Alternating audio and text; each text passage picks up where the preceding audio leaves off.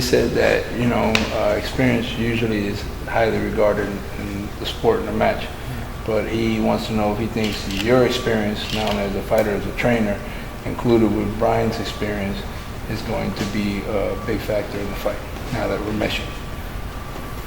It won't be the determining factor, but it will be a big factor.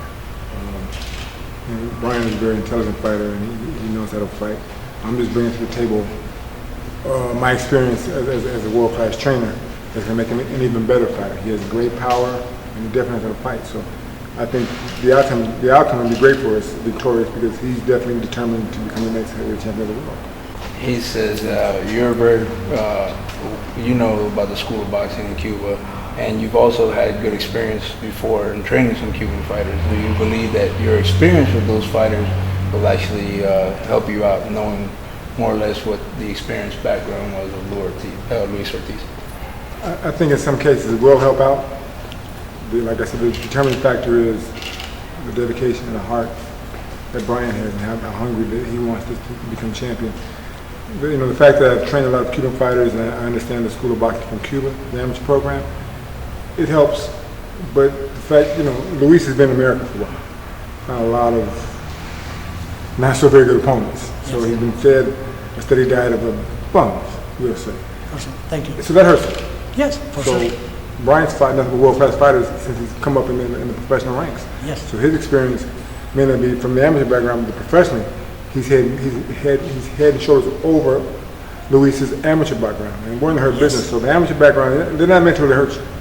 We're a different profession now. So he has to, I think that Bryant is better suited for the task at hand because of his professional experience.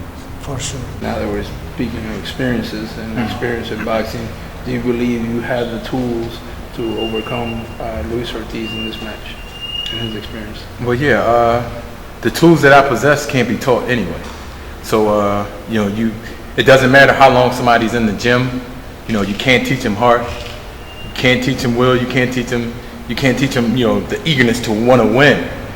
So that's in me already. So I already have the edge because of the different type of person I am. And like John said, the hunger,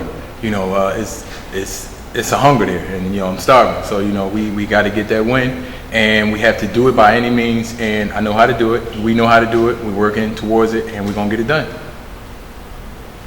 In your opinion, what's the most important factor you need, boxing-wise, right? Yeah. Boxing-wise. That I need for Ortiz for Ortiz.